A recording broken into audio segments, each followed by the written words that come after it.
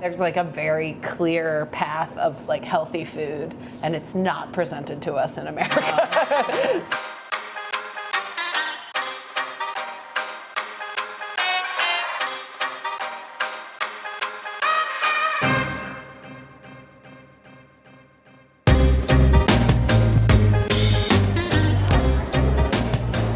A huge part of my food ethic, and I think this is the same for you, is like truly knowing what makes that one item on the plate get there and like understanding each step so that you can produce it and then begin to produce it better and push yourself to like really know the ingredients inside and out, where they're coming from, how they affect you, how they affect the customer's experience of that dish, how they look on the plate, and then like what they cost and how we could maybe save a little bit by sourcing that differently. I knew whole hogs was something I definitely wanted to be a big part of our menu and something that we did here, not only because I enjoy it, but because it's great profit margin and it's a great way for us to know exactly where our meat's coming from. I kind of tuned into my networks of farmer friends and said, okay, who's your pig guy? We feel really great about buying our pigs from John because John is going to the local dairy here that makes oat milk and getting spent oats, a byproduct of making oat milk, and then feeding them to his pigs. And pigs are kind of this like natural recycling agent of all of this food that would otherwise go into a landfill. So it's important when we kind of take a step back and look at like food systems in general. The relationship with John, I think, is one of the most important ones we have. Yeah. I remember the first pig that we got here. You cut the feet off and you were like, I'm bringing these trotters to Nanny. Yes, yeah. My grandmother loves pig's feet. Yeah. You don't hear of people eating trotters like with excitement that much anymore. Yeah. And she loves them. Like she'll use them as a base for her tomato sauce, and then you'll just catch her in the kitchen like. Both of our families are such a big part of this place and add so much to it. My sister and my cousin both work here and have become a huge reason and part of our success. My dad was the main cook in the family, and then my grandmother, you know, if we weren't eating at home, we were eating at her house. And my grandfather, he was a butcher his whole life, so he would always have some kind of beautiful meat to pair with whatever she was cooking. I grew up very close to my food, knowing where it came from, knowing what I like and don't like, because either the labor involved with getting that food made me not like it, or opposite, the labor involved of like picking strawberries and then you have this little cup after picking for half an hour made me appreciate it so much more. We both grew up with, you know, especially Olivia, like living literally her parents growing so much of what they ate, and then my grandfather and my father always had big gardens, so it was like, I feel like both of us ate very fresh growing up, you know, and if there was meat involved, it was involved, but there was a lot of, you know, straight out of the yard almost. When Livy opened the restaurant, it was like, we want to help, so we picked the peaches, and there's a neighbor who grows a lot of peppers, and he's just an old bachelor, but he loves growing peppers. So we can take a huge amount to Peach Blossom when they're ready, and then they make hot pepper sauce and stuff. And every spring we go on a foraging trip by canoe along the Brandywine, where the ramp fields are in the woods, and look for mushrooms and ramps. Peach season at the Peach Blossom Eatery is chaotic. It is, because it's such a short window where everything is ripe, and the sense of urgency that we have to process them by blanching them for a few minutes, shocking them, peeling them, pitting them, and either slicing or halving. It's, you know, if we don't get it done within 2 days of them being picked, then it's like we feel like we just lost all of this amazing, beautiful, organic product. That looks like that was a branch injury. Something that I learned from you that has been so valuable is like, yes, of course, cultivating your own food is really important, but finding your own food and knowing what's edible, like especially in the spring here, the wild broccoli rabe, the mustard greens, well, the lamb's quarters. You know, so I use the fresh peach leaf in an extract with alcohol that I then add into an allergy formula. Mm-hmm. And the peach leaf is a really important part of it. And mulberry leaves are edible and full of protein. I mean, there's so much food that we never think about eating that is edible. Yeah. And there's, how that translates to the restaurant is a little bit tricky because we can't necessarily say like braised mulberry tree greens leaves on a menu and have people be Recognize like, it. trust us completely. But I think we're building that trust with our customers, and we're seeing more and more people willing to try those kinds of experimental, different, weird things that we're getting a hold of. The elderberries are our main crop here, and we have elderberries everywhere. And that's why there are so many birds here too. Elderberries and mulberries. The elderberries are getting ripe. Around. Did you see, Liv? I did. I was picking a Look at few this. off of the Look at stems that earlier. already. God. I know, they're so beautiful. And they're so good for you. We will use some of the elderberries in the restaurant for just like our mixed berry jelly that we have. So our customers don't necessarily know that they're getting this like super medicinal jelly for their toast.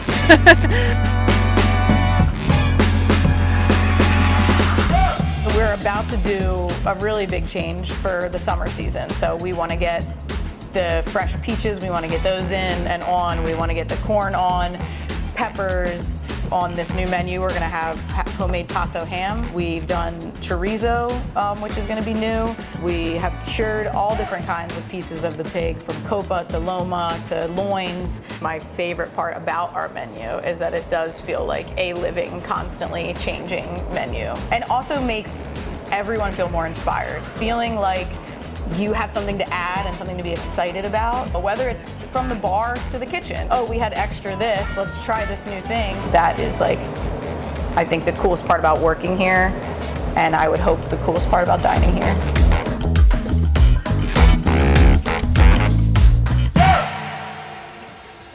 What does he have to say? Matt wants compote in the pancakes, swirl and icing on top. I put swirl in the pancakes, pancake compote, icing. I want streusel. I was thinking about streusel too. That's the only thing. I was thinking we need some kind of crunch. Would you like this? So it's basically like almost like a peach cobbler. Peach cobbler pancake. Peach cobbler. Is this the cinnamon swirl? Yeah. And I didn't put that on top because that does have egg in it. So I feel like that needs to be cooked. And if we wanted to do a cinnamon swirl, then I'd have to change it. I mean, it's on top, like without it being cooked into the pancake. I love the idea of the peach being in the pancake. Is it good? I think I don't know. Something's too lemony for me. Really?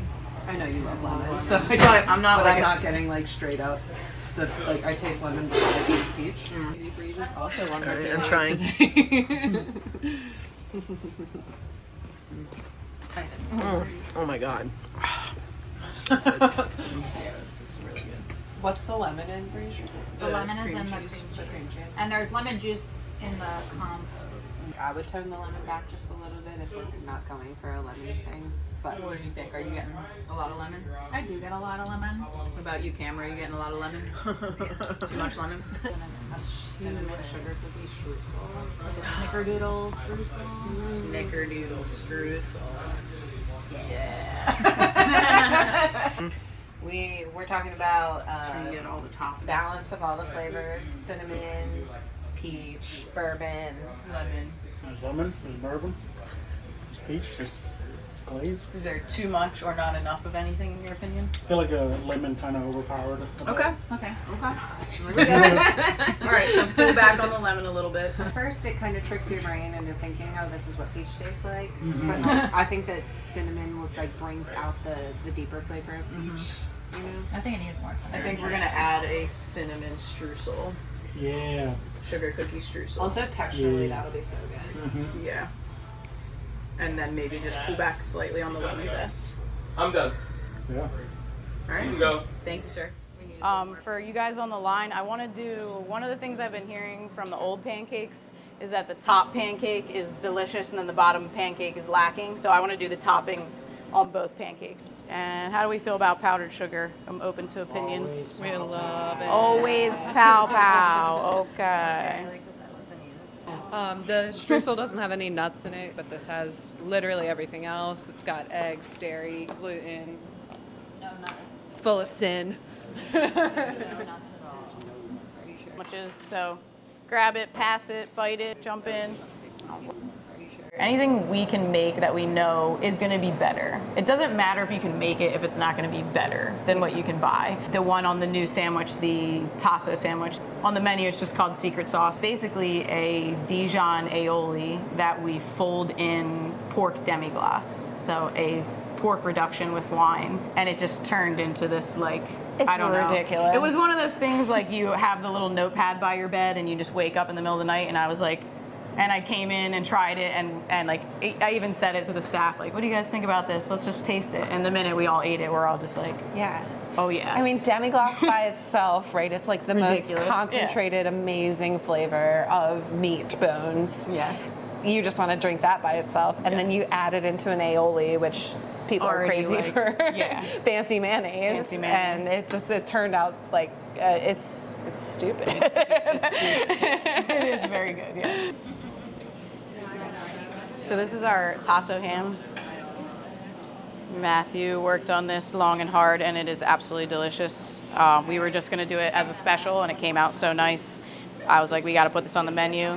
We're just giving it a quick sear just to render some of the fat, and we're just gonna pile this high, almost like pastrami style. So I made a pork demi-glace and folded it into some Dijon aioli, Gruyere cheese, and a quick pickle of cabbage and onions. And because of the Texas toast style bread that Chad made, I don't think I want to cut this. I think I just want it like a nice towering stack.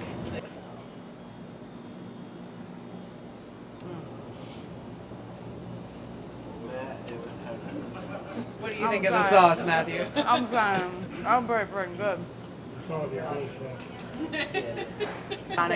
Taste it. I think it works on the sandwich. It's nice. It balances the sauce. Oh my god, that's so good.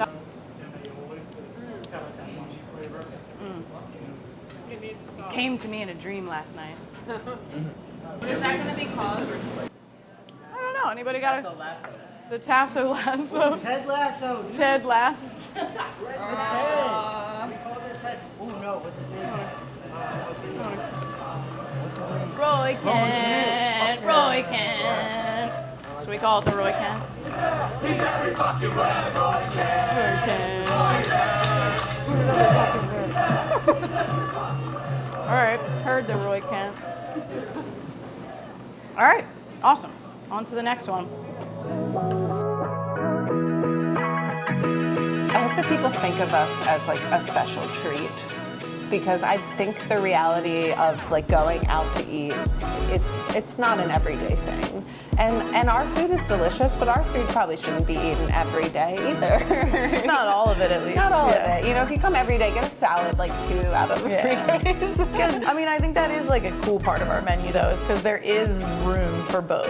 If we went to like a restaurant consultant, they would point at us and say, your concept's not clear. You have all these vegan dishes, all these veggie forward things, and then you have all this pork.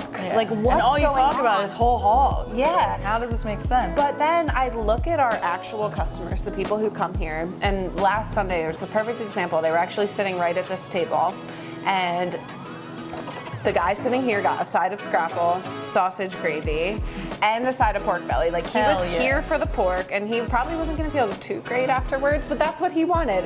And then his sister-in-law, who's vegan, got a beautiful vegan meal. I think she got the garden toast and split a vegan burrito, but she was so happy and he was so happy. And I think that like inclusivity is something that really does keep our customers coming back. There's been so many days where we have just looked at each other like and welled up with tears with just like the extreme diversity of people that we see sitting in here and enjoying our food, and that is just like so fulfilling for us. It just makes us feel like we're doing something right. Yeah.